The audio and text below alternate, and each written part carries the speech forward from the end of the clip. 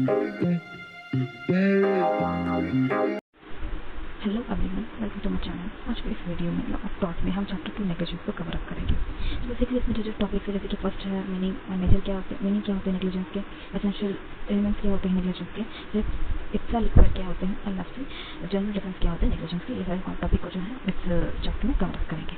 चलिए स्टार्ट करते हैं अपने पहले पॉइंट से, मीनिंग ऑफ नेग्लिजेंस। नेग्लिजेंस मतलब जब एक ड्यूटी ऑफ केयर होता है हर नागरिकों के ऊपर कि केयर करने का ड्यूटी रहता है, कोई किसी को हार्म ना करे, किसी को हर्ट करे ना, कोई नेग्लिजेंट एक्ट ना करे जिससे किसी को तकलीफ हो या डैमेज हो। तो जब वो breach of duty of care जब किसी को इंसान करता है, जिससे किसी पर्टिकुलर इंसान को डैमेज हो या इंजरी हो, ऐसी चीज़ों को हम नेग्लिजेंस कहते हैं। तो हम इसका एक मीनिंग को डिफाइन कर सकते हैं ऐसे, negligence means the failure to perform one's duty of a care और breach of a duty of towards the plaintiff due to which it cause damage to the plaintiff. ठीक है, तो मतलब को मिलाकर के जब नेग्लिजेंस जो है, जब फेलियर ऑफ परफॉर्मेंस होता है ड्यूटी ऑफ केयर का, जिससे जो प्लेंटिफ को नुकसान हो, उसे हम कहते हैं नेग्लिजेंस। अब बात करते हैं एसेंशियल्स ऑफ नेग्लिजेंस। नेग्लिजेंस के क्या क्या एसेंशियल्स होते हैं, तो ये कुछ एसेंशियल्स है नेग्लिजेंस का। सबसे पहला duty owed by defendant, second breach of duty and third damage.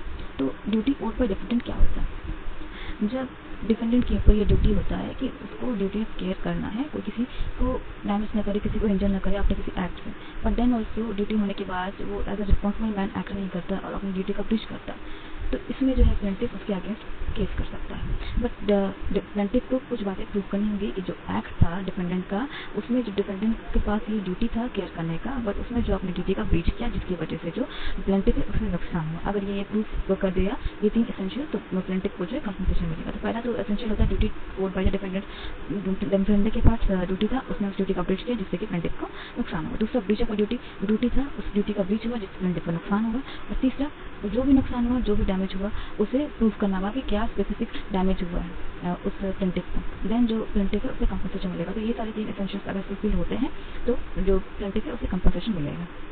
तो रेस इप्सा लिक्विड, रेस इप्सा लिक्विड जो है ये एक लैटिन टर्म है जिसका मतलब होता है things speak for itself, things speaks itself. तो जो चीज़ खुद ही बता देती है आपको, मतलब उसमें कोई प्रूफ देने का जरूरत नहीं पड़ेगा, उसमें प्लेंटिफ को कोई प्रूफ देने का जरूरत नहीं होता है। मतलब कह सकते हैं रेस इप्सा लिक्विड एक ऐसे एक्ट होते हैं जो डिफेंडेंट के नेग्लिजेंस के द्वारा किए जाते हैं जिससे कि प्लेंटिफ को नुकसान होता है। तो इसमें जो बर्डन ऑफ प्रूफ है वो शिफ्ट हो जाता है डिफेंडेंट के ऊपर।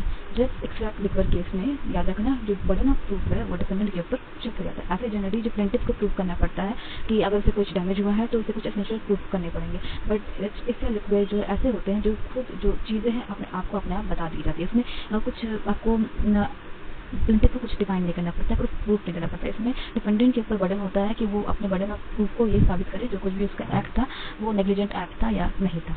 फॉर एन एग्जाम्पल, ये एक घर है और इस घर से एक इंसान पास हो रहा है, ठीक है, और इस घर से अचानक से वो एसी या कूलर की छत से आकर के डायरेक्टली इधर गया और इस इंसान को जाकर के चोट लगा।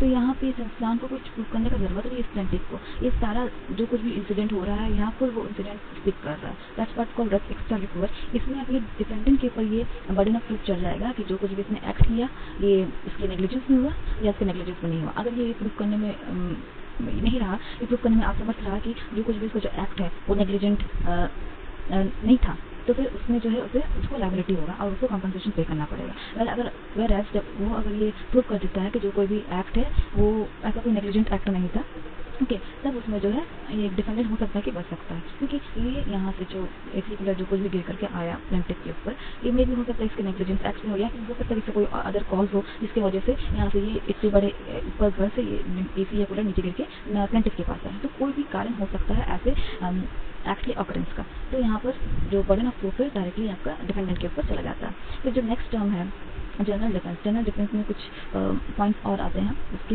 हम अपने नेक्स्ट वीडियो में डिस्कस करेंगे। तब तक के लिए बाय, टेक केयर।